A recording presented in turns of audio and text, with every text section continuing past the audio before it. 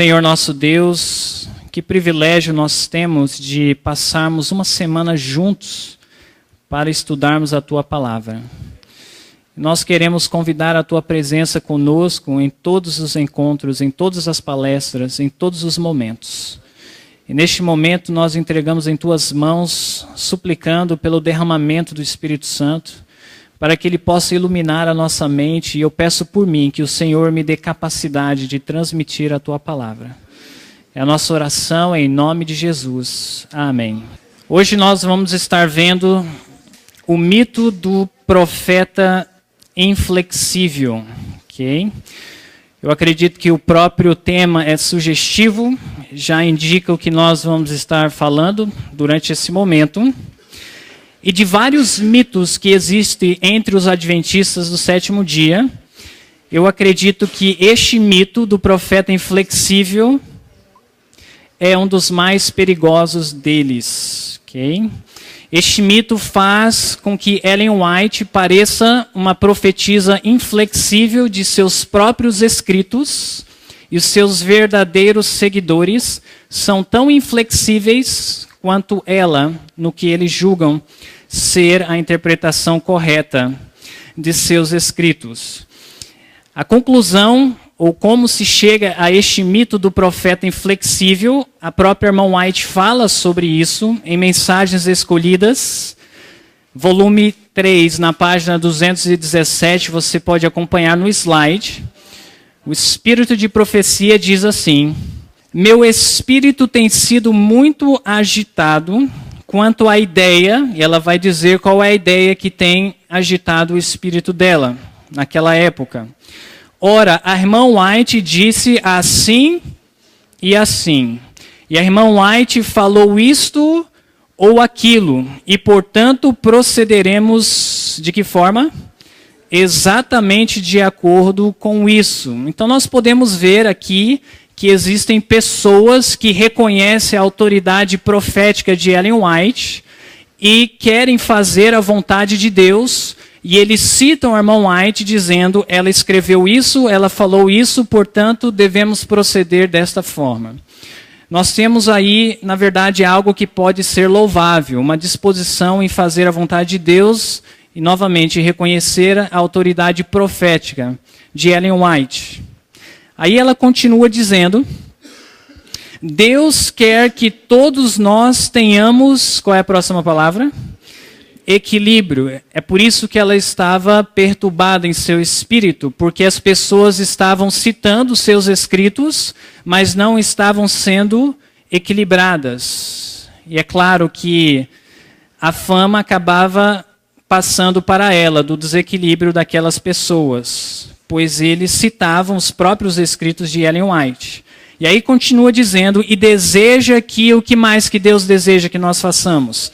Raciocinemos, movidos pelo bom senso, as circunstâncias fazem o quê? Alteram as condições, as circunstâncias modificam a relação das coisas. Então, o que estava acontecendo na época da irmã White, eu acredito que temos o risco de cometermos o mesmo erro, é que as pessoas estavam lendo o espírito de profecia, mas não estavam considerando as situações, as circunstâncias que levou a irmã White a escrever um determinado conselho. Não estavam utilizando o bom senso, não avaliavam as circunstâncias que o testemunho estava inserido. Então, o problema do mito é que perdeu-se o equilíbrio. Perdeu-se o quê que eu vou falar agora? O equilíbrio entre a autoridade profética e o dom divino da razão humana. Então, nós temos que encontrar o equilíbrio entre essas duas coisas. Qual é a primeira delas? A autoridade profética. Este é um lado que nós devemos ter. E o dom divino da razão humana, a capacidade de raciocinar e usar o bom senso, analisar o contexto, as circunstâncias. Okay? Nós temos, ao nos aproximarmos do Espírito de Profecia e da Bíblia, utilizar o bom senso, o raciocínio humano, mas não podemos, ao fazer isso, perder o respeito da autoridade o quê? Profética de Ellen White. Okay? Porque tanto um lado quanto o outro pode nos levar ao desequilíbrio. Okay? A autoridade profética e o raciocínio santificado, que tipo de raciocínio eu mencionei agora? Santificado, devem andar de mãos dadas para alcançarmos o equilíbrio. O problema é que muitas vezes nós imaginamos que o raciocínio santificado seja uma racionalização. Eu não sei quantos de vocês entendem o que eu quero dizer com esse termo, mas basicamente é que a pessoa ela lê o espírito de profecia, mas ela não tem o respeito pela autoridade profética, então ele vai racionalizar para poder desobedecer. Este é um extremo. O outro extremo é que a pessoa reconhece a autoridade profética, tem o desejo de seguir o que os profetas falam, mas ele totalmente ignora o raciocínio santificado, bom senso. E ele olha para aquele que está no meio, utilizando a autoridade profética e o bom senso, o raciocínio correto, equilibrado, mas este que está nesse extremo, reconhecendo somente a autoridade profética, sem usar o bom senso, ele olha para esse irmão como alguém que está racionalizando. Ele confunde o bom senso com o extremo de racionalizar. Estão compreendendo o que eu estou tentando dizer? Então, existe um equilíbrio entre a autoridade profética e o raciocínio humano, o bom senso. E nós devemos conseguir alcançar esse equilíbrio. E este é o propósito dessa mensagem nessa manhã. Vamos continuar então. Os sintomas do mito, como é que eu sei que eu posso estar vivendo o mito do profeta inflexível? São os seguintes. Novamente, confundir o raciocínio honesto e santificado com racionalização não santificada. Não fazer distinção entre a letra e o espírito da lei. Não reconhece o princípio. Nós vamos falar mais sobre isso ao nós decorrermos, porque eu acredito que para alguns de vocês possam ser conceitos novos, mas aquele que reconhece a autoridade profética, mas não usa o bom senso, o raciocínio, ele não consegue ler as páginas inspiradas e extrair o princípio por detrás do que está escrito. Então, ele aplica simplesmente o que está escrito e muitas vezes sem mesmo entender qual é o princípio universal que existe por detrás do ensinamento. Leva o indivíduo a isolar citações autoritárias. Que tipo de citações eu falei agora? Autoritárias, citações fortes, incisivas do espírito de profecia. Este indivíduo, ele separa essas citações, tanto do espírito de profecia dos escritos da irmã White, quanto da Bíblia, e ele aplica de forma irracional em sua vida. Olha só o que a irmã White escreve, ainda em Mensagens Escolhidas, volume 3, na página 285... e 286. Vemos os que escolhem as expressões mais fortes dos testemunhos. E sem fazer uma exposição ou um relato das, qual é a próxima palavra? Circunstâncias em que são dados os avisos e advertências, querem fazer o que eles desejam fazer? Impô-los em todos os casos. Porque eles não compreenderam o princípio universal, então o que está escrito se aplica independentemente da situação. Assim, eles produzem maléficas impressões na mente das pessoas. Há sempre os que são propensos a apossar-se de alguma coisa de tal índole. E é por isso que eu estou abordando esse tema neste congresso.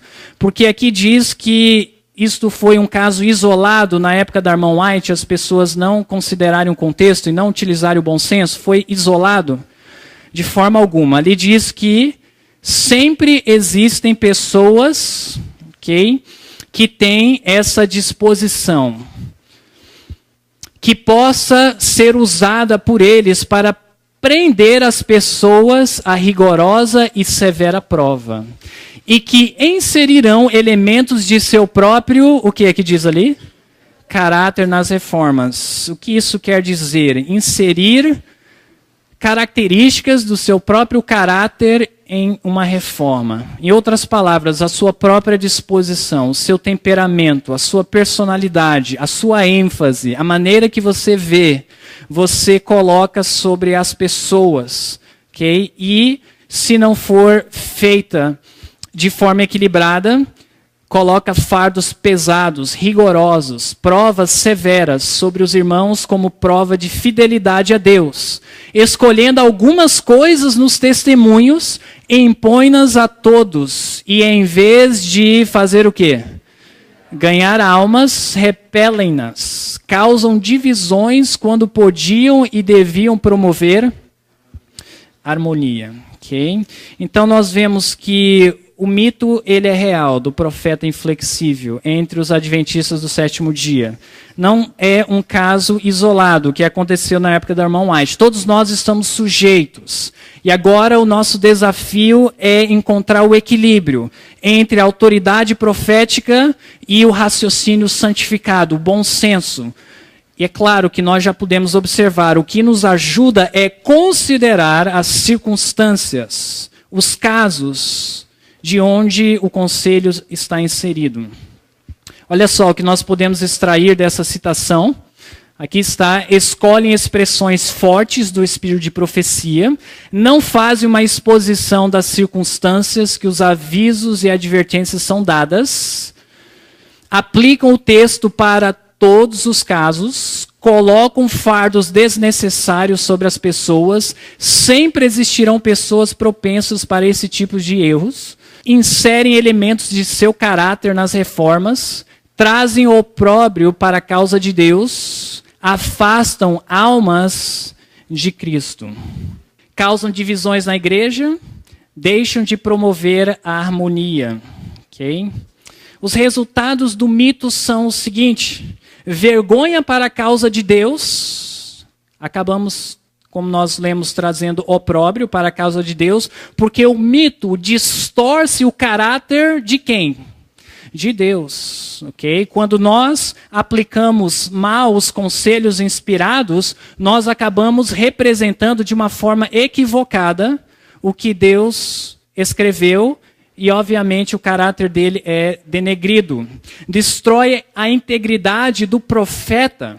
No caso do espírito de profecia dos escritos da irmã White, aqueles que têm bom senso ou que até mesmo não reconhecem a autoridade profética, ao eles verem o irmão aplicando de forma errada o espírito de profecia, ele acaba querendo se afastar dos escritos da irmã White, porque o caráter do profeta, da profetisa, foi denegrido. Prejudica o indivíduo que faz uma má aplicação do texto em diferentes formas, dependendo da área que ele foi inflexível. Se ele mal interpretou algo sobre a saúde, o regime alimentar, isto pode resultar em prejuízos físicos na saúde. Se ele mal aplicou um texto na área da sua família, ele pode ter problemas familiares. Na área financeira, ele pode ter problemas financeiros. Na área educacional, ele pode sofrer danos na sua formação educacional. Por essas razões, nós devemos identificar alguns mitos que existem entre os adventistas conservadores. Eu vou dar alguns exemplos de mitos, 2 hoje, e eu vou começar com mitos mais simples que existem entre adventistas do sétimo dia. Okay? E ao longo da semana nós vamos falar sobre alguns mitos que eu acredito são mais prejudiciais. Okay? O primeiro mito que nós vamos falar é um que existe na reforma de saúde. E quando nós lermos os textos que eu vou colocar aqui, eu não quero que você fique, na verdade, focalizado no mito em si. Eu quero que você aprenda a ler o espírito de profecia e fazer uma análise e usar a autoridade profética e o bom senso, o raciocínio. Ok? E como eu disse, nós vamos começar com mitos simples e à medida que a semana avançar, nós vamos entrar em alguns mitos que são mais perniciosos. Ok? Sobre o regime alimentar, quantos aqui já ouviram falar que nós não devemos misturar frutas e verduras em uma mesma alimentação? Quantos aqui já ouviram falar isso?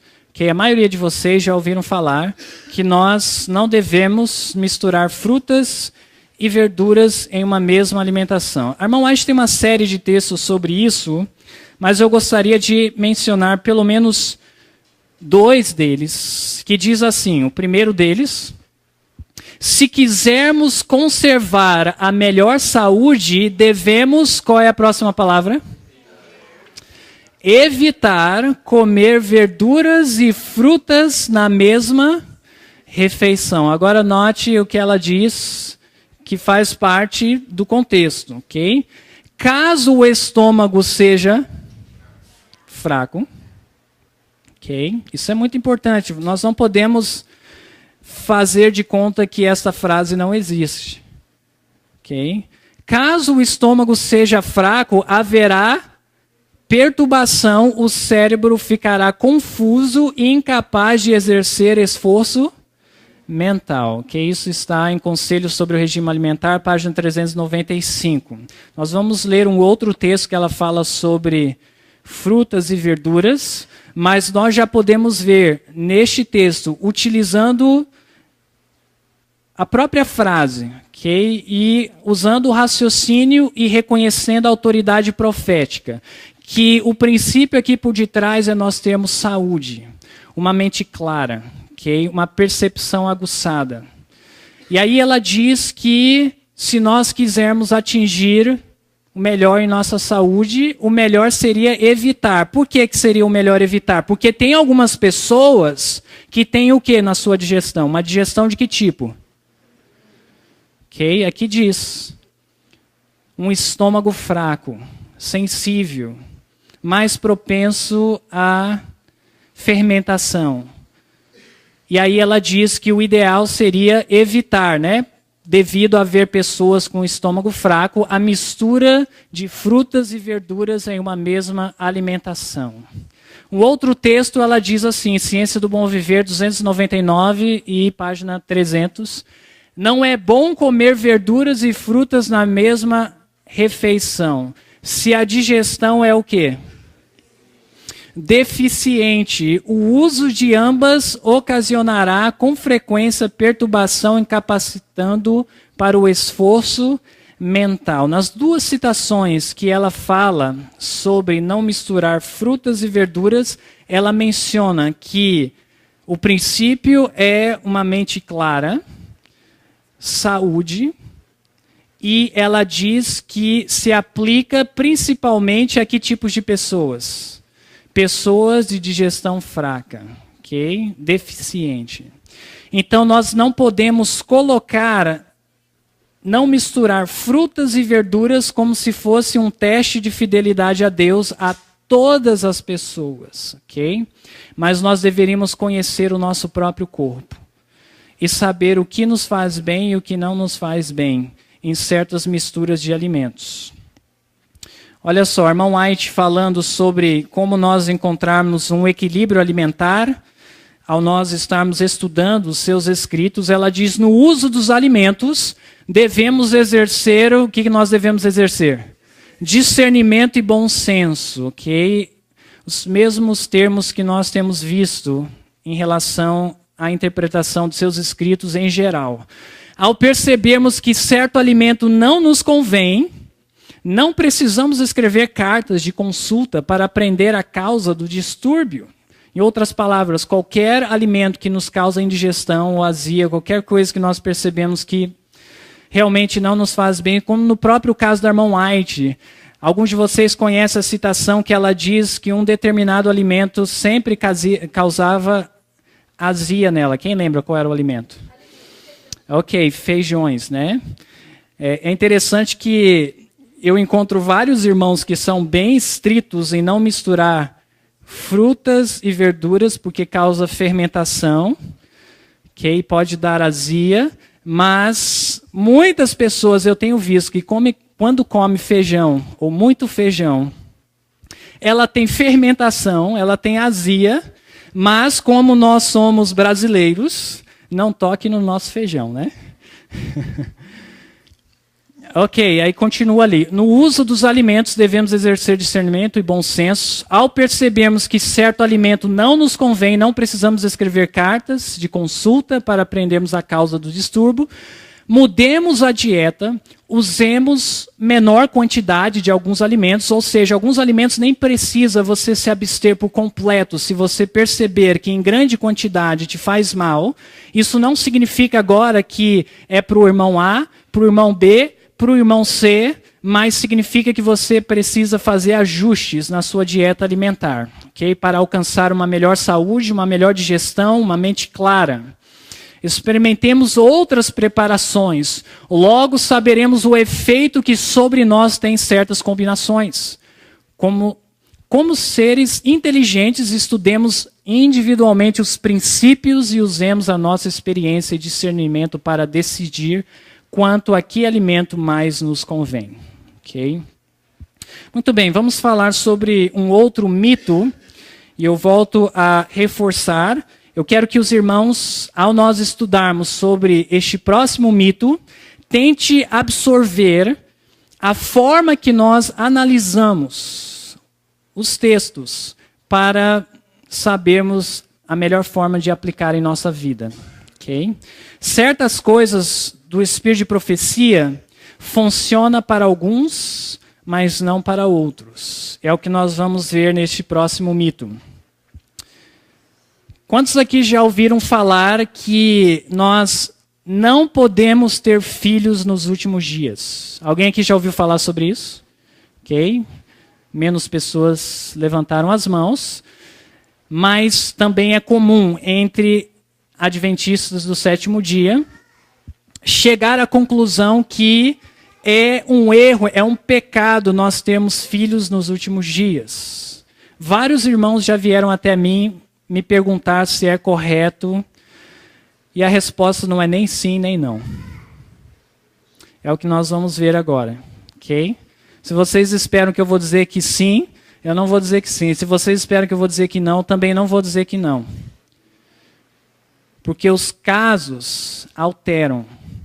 Olha só, a irmã White, ela tem a citação mais forte sobre não ter filhos nos últimos dias, direcionado a um casal.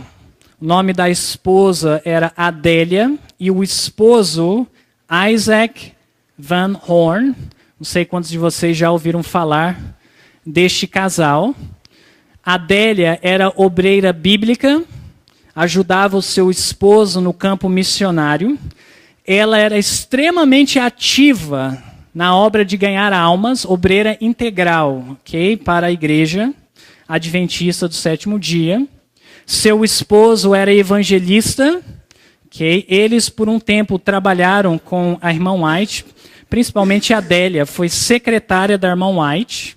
O próprio Tiago White fez o casamento deles, ok? E ela tinha uma disposição doentia, okay, que requeria que ela estivesse constantemente na presença de seu esposo. Seu esposo era aquele pilar que dava a ela estabilidade emocional. Okay? Então, fazia bem para ela e para a obra de Deus que eles estivessem juntos no campo missionário, fazendo a obra de Deus. Okay? Então, é neste contexto que a irmã White vai escrever, porque eles decidiram ter filhos. E olha só o que a irmã White escreve para Adélia, que, a propósito, foram os primeiros missionários para o estado de Washington nos Estados Unidos, no vale de Walla Walla, e através de Isaac, só uma curiosidade, através de Isaac, A.T. Jones se converteu à verdade presente, à verdade adventista, ok? E trabalhou com eles. A.T. Jones acabou casando com a irmã de Adélia. Okay. Meus queridos filhos, aqui está a citação e eu quero que vocês analisem bem o contexto onde está inserido o que a irmã White fala sobre não termos filhos nos últimos dias. É com pesar que lhes escrevo. Quando foram para o campo de labor em Oregon, a ideia era que sua esposa e você trabalhariam no interesse da causa de Deus. Essa foi-me mostrado, era a vontade de Deus a seu respeito. Mas vocês mudaram essa ordem de coisas por iniciativa própria. Deus não ordenou assim. Não planejaremos para o nosso... O que, gente? Prazer. Aí já começa a nos dar princípios, para que nós possamos tomar a decisão correta. Se vamos ter filhos ou não vamos ter filhos, ok? Não planejaremos para o nosso próprio prazer, para gratificar nossos desejos, mas nos colocaremos sobre o quê? O divino altar, levar a questão perante Deus, como um sacrifício voluntário, para que o Senhor nos use para a sua glória. Satanás traça seus planos para derrotar o propósito de Deus. Ele os ajuda a planejar para si mesmos e sabe que este plano será bem-sucedido em cercar ambos com dificuldades.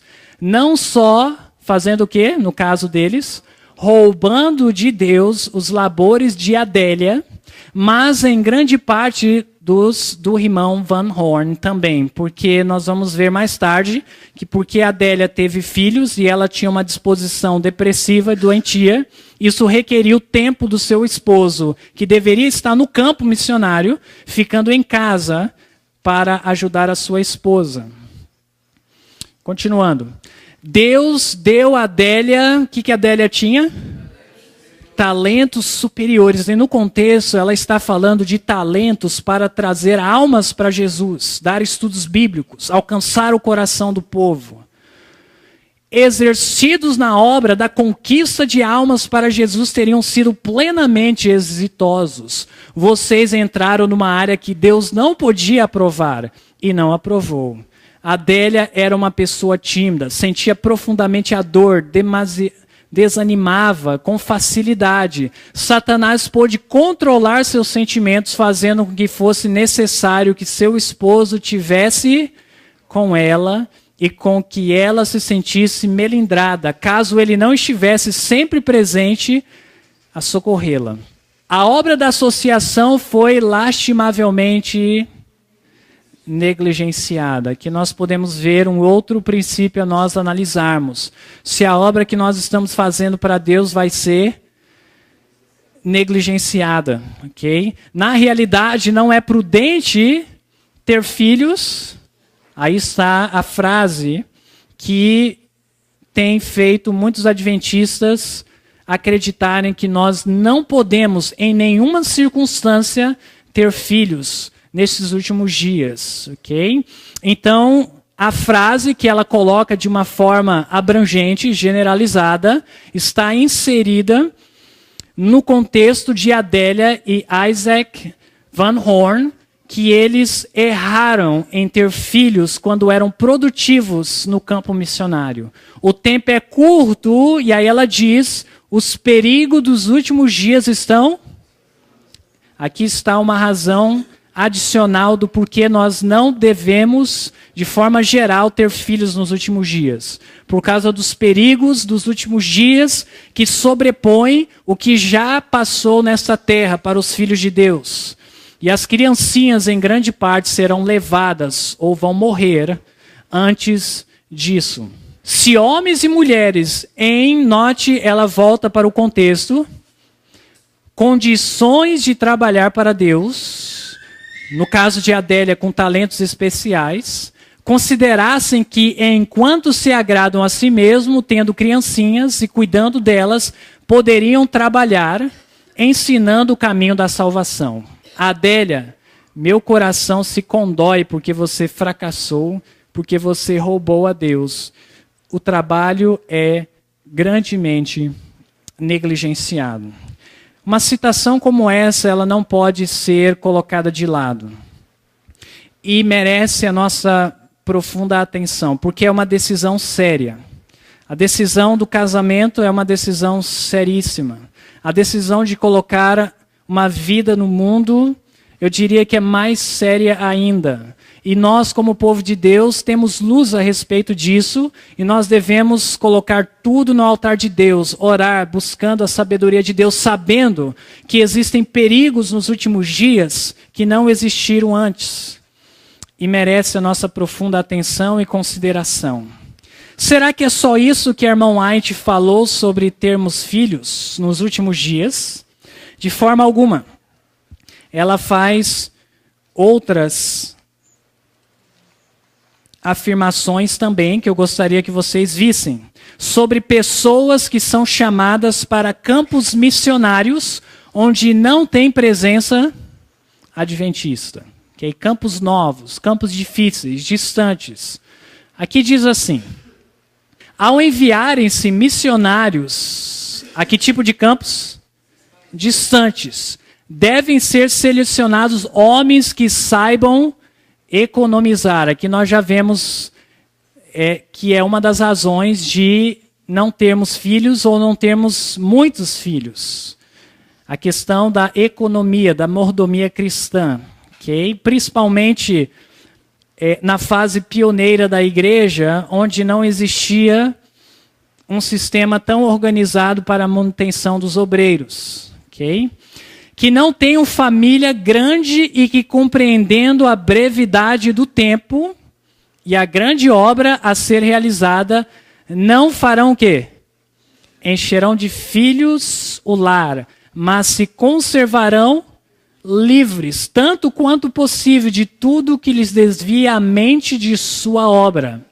A esposa, se devota e deixada livre para fazê-lo, pode, colocando-se ao lado do esposo, realizar tanto quanto ele. Deus abençoou a mulher com talentos para serem usados para a sua glória, em levar muitos filhos e filhas a Deus, mas muitas que podiam ser eficientes obreiras são conservadas aonde? No lar, para cuidar dos pequenos. Então é por isso que eu disse para vocês, a resposta se pode ou não pode ter filhos não é nem sim nem não. Nós devemos considerar uma série de questões. Os dons, a disposição do nosso temperamento, a questão da economia, a questão dos dons da esposa, do tempo que nós estamos vivendo, os perigos dos últimos dias. Okay? Mas foi tudo que a irmã White escreveu ainda sobre ter filhos nos últimos dias.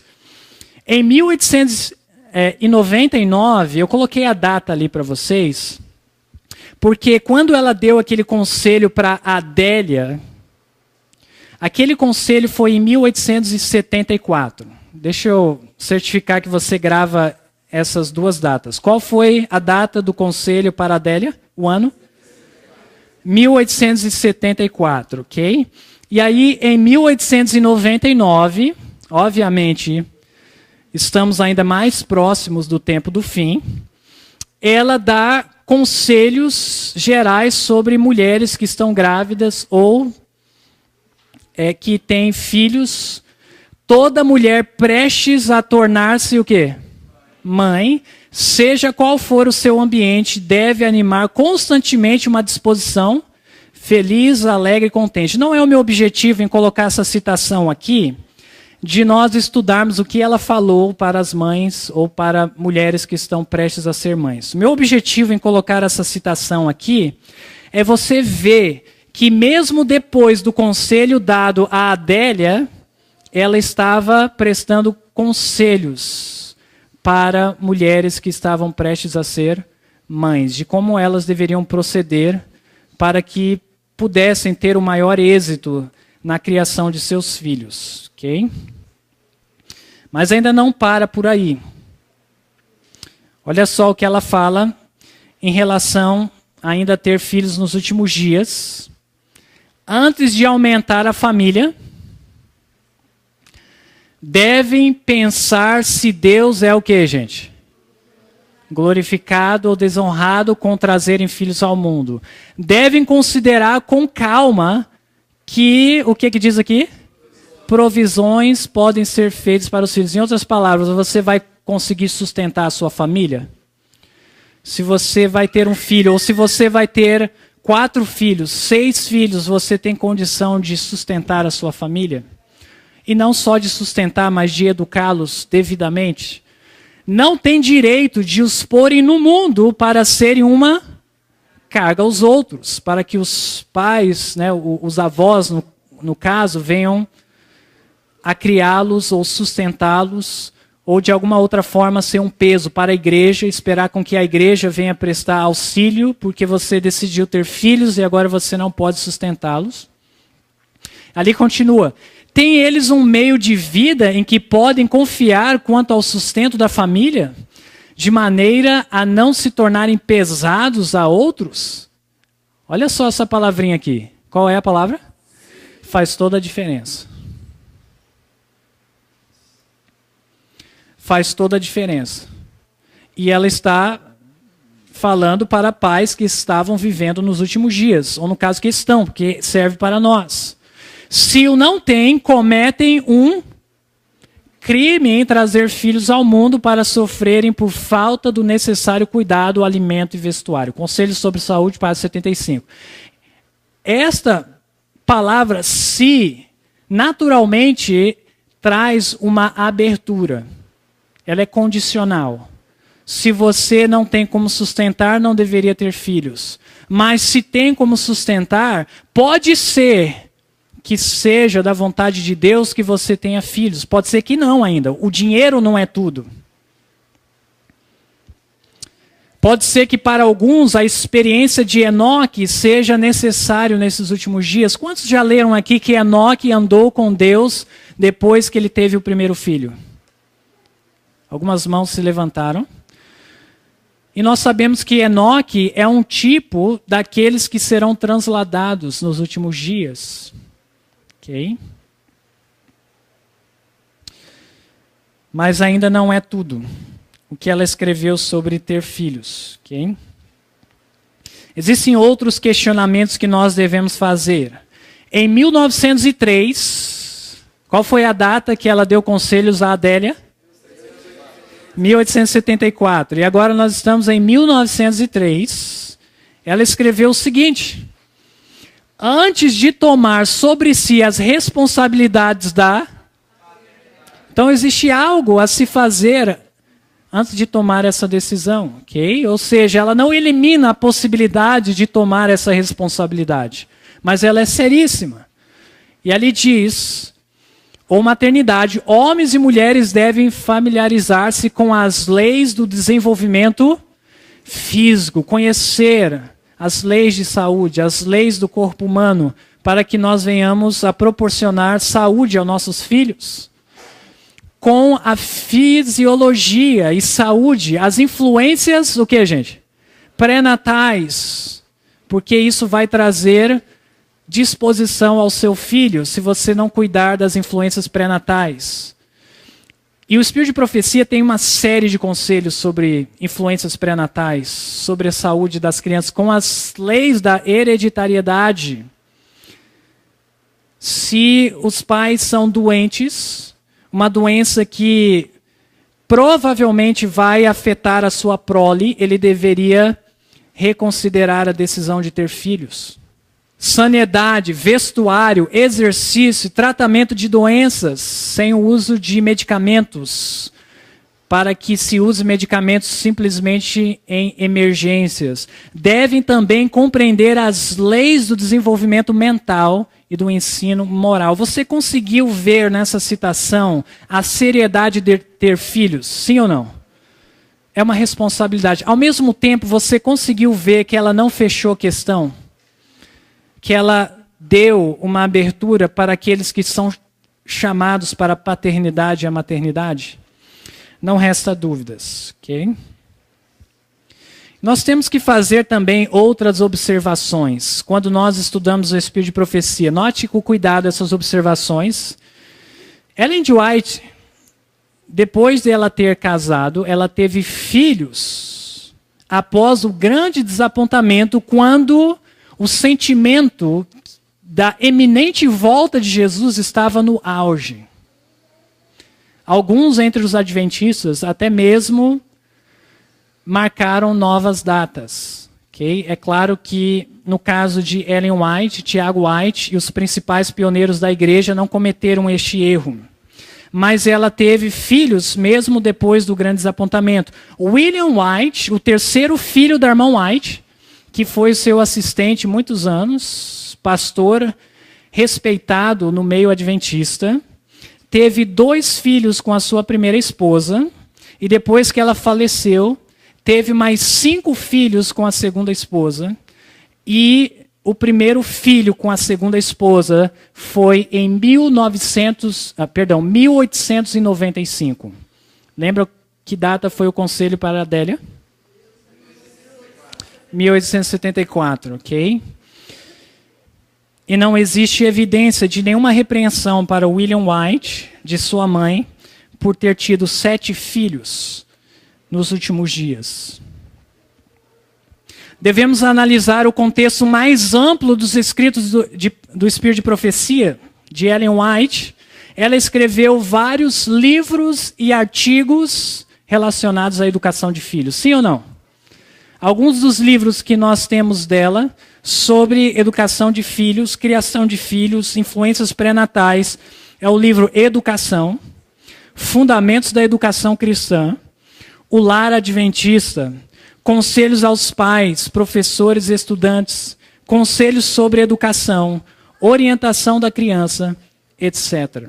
E artigos, fora conselhos dados em livros como Patriarcas e Profetas e outros, que fala sobre filhos. Qual é a solução para nós combatermos o mito? Como nós escaparmos do mito do profeta inflexível? Vou dar algumas dicas a mais do que temos feito até agora. A primeira delas, combatendo o mito, estudar a Bíblia e o Espírito de Profecia sob a guia do Espírito Santo, a fim de entender o que é que devemos entender? O princípio por detrás de seus ensinos. A primeira coisa que nós devemos estar sempre vendo, qual é realmente o princípio por detrás dessas palavras? Qual é o ensinamento universal que se aplica para qualquer circunstância? Próximo ponto. Conhecer o que, gente? O contexto da passagem. Muito importante. Depois eu vou dar uma dica de como nós podemos conhecer o contexto, além de nós lermos todo o texto, ou às vezes, por vezes, todo o livro, todo o material, tem também o contexto histórico, que ajuda bastante. Nós corremos atrás de contexto histórico. Buscar conhecer a situação particular histórica que originalmente demandou o conselho inspirado. A irmã White, ela chega a mencionar que conselhos, por exemplo, uma pessoa que é preguiçosa, ela dá conselhos sobre a produtividade, a eficiência. E aí a pessoa que é produtiva, que é trabalhadora, ela lê aquele conselho e ela trabalha ainda mais duro.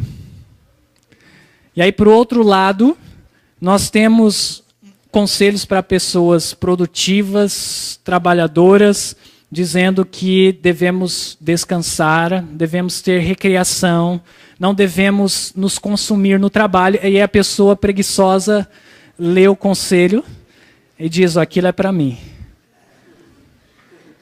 Ok? Então é importante nós sabermos para quem que ela está escrevendo, por que ela escreveu.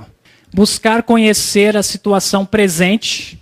Quando eu digo a situação presente, eu me refiro ao nosso presente momento, não ao contexto. A nossa situação que nós estamos vivendo.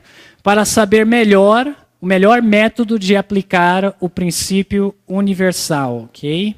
É importante sabermos se a situação que nós estamos vivendo é semelhante à que nós lemos no Espírito de Profecia, ok? Para aplicarmos corretamente. E por último, materiais disponíveis de pesquisa.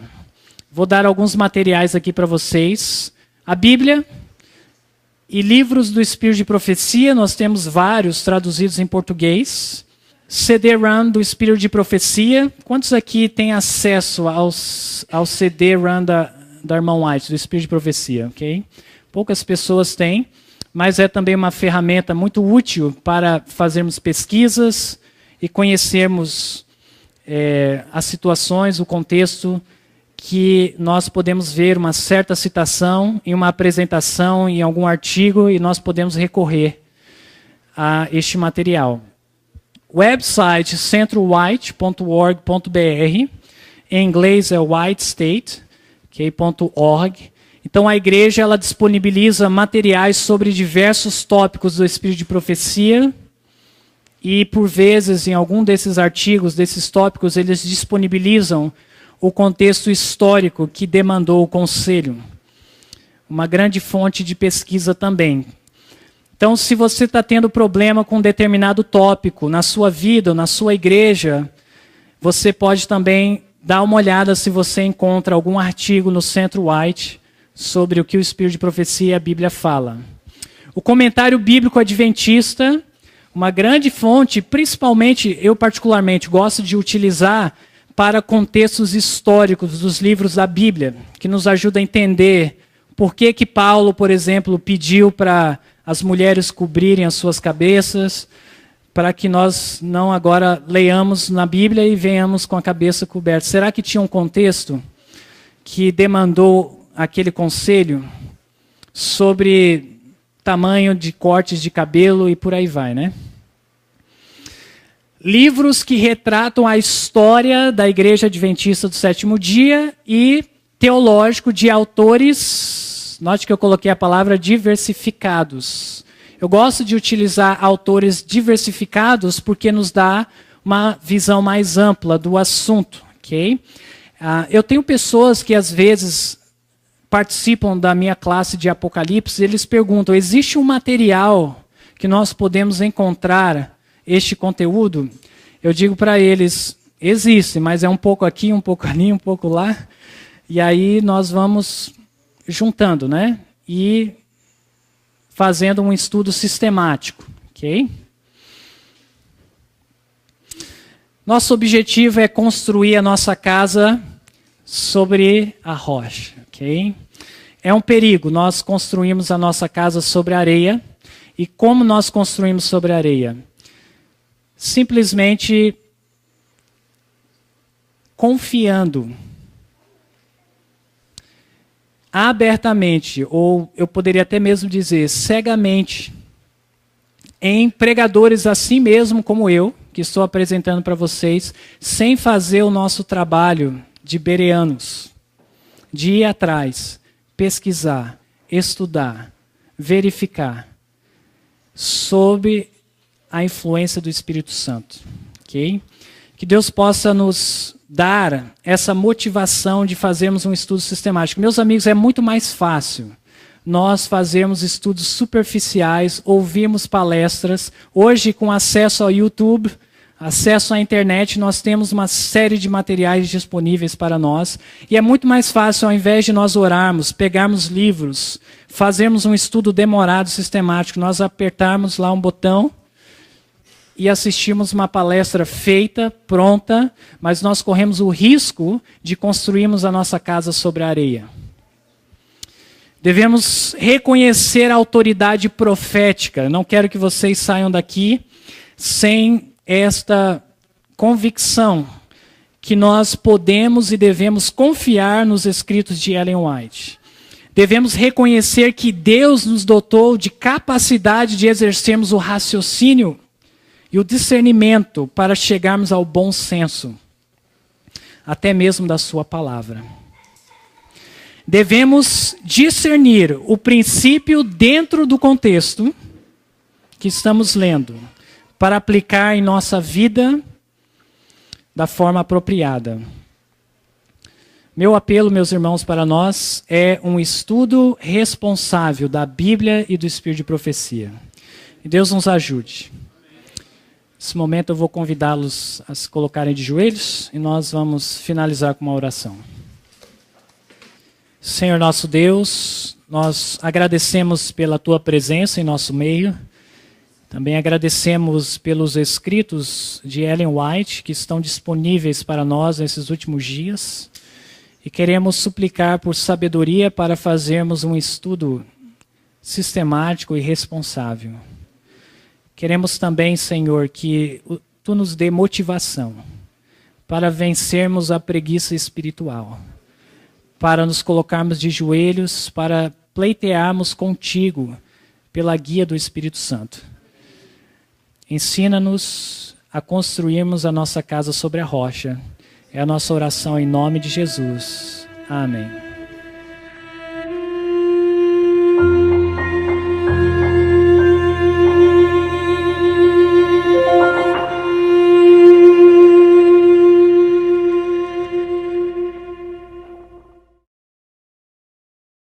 Analisar. Estão compreendendo o que eu estou tentando dizer?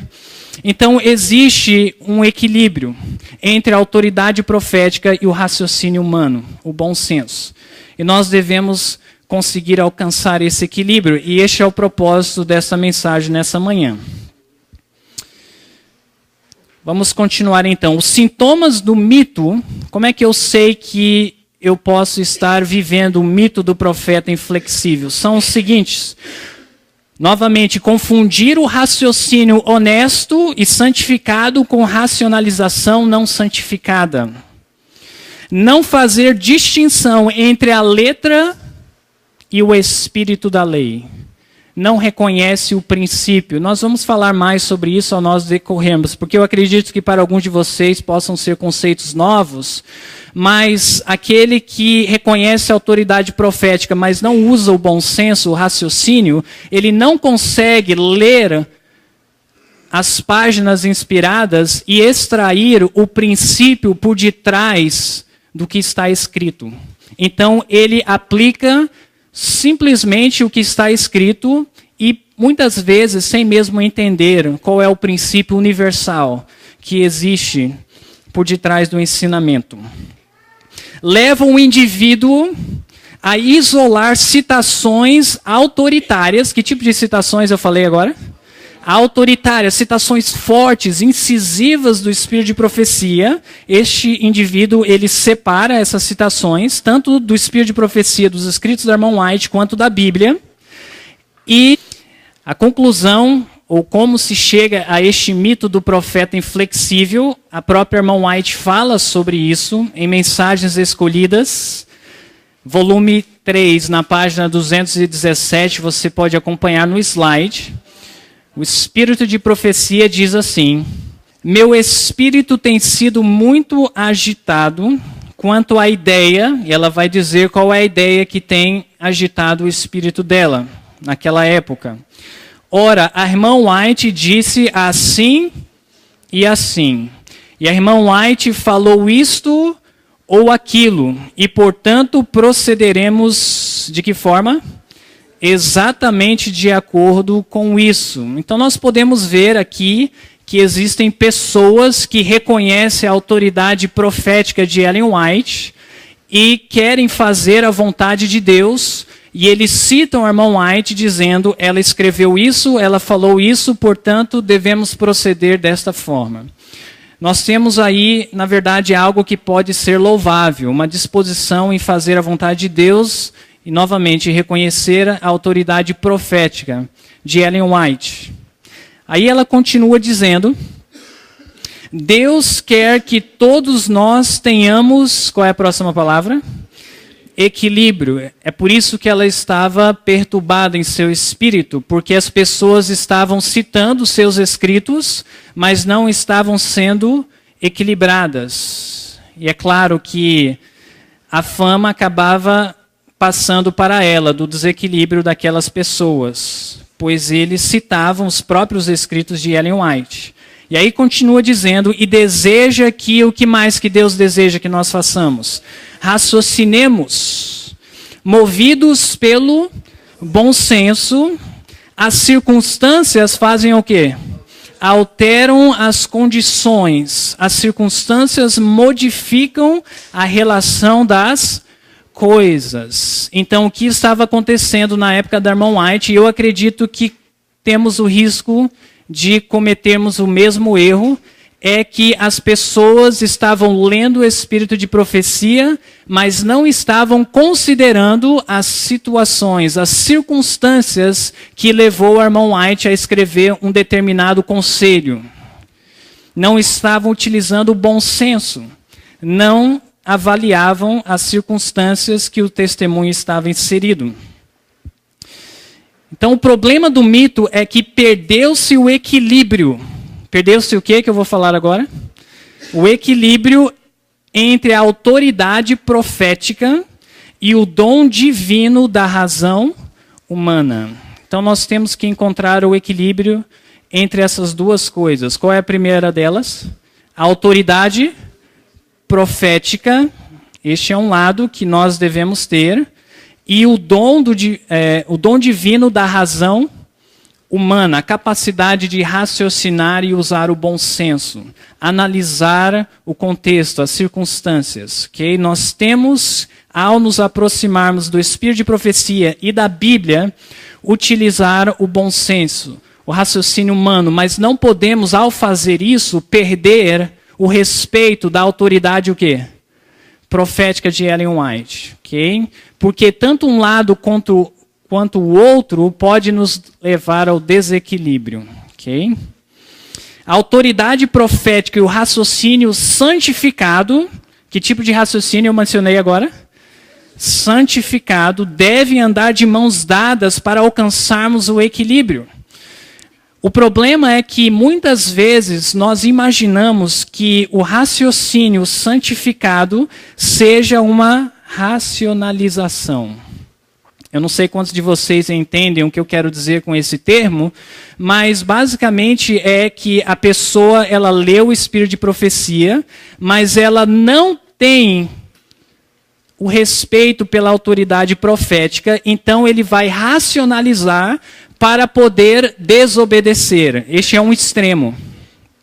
O outro extremo é que a pessoa reconhece a autoridade profética, tem o desejo de seguir o que os profetas falam, mas ele totalmente ignora o raciocínio santificado, bom senso. E ele olha para aquele que está no meio, utilizando a autoridade profética e o bom senso, o raciocínio correto, equilibrado, mas este que está nesse extremo, reconhecendo somente a autoridade profética, sem usar o bom senso, ele olha para esse irmão como alguém que está racionalizando. Ele confunde o bom senso com o extremo de racionalidade.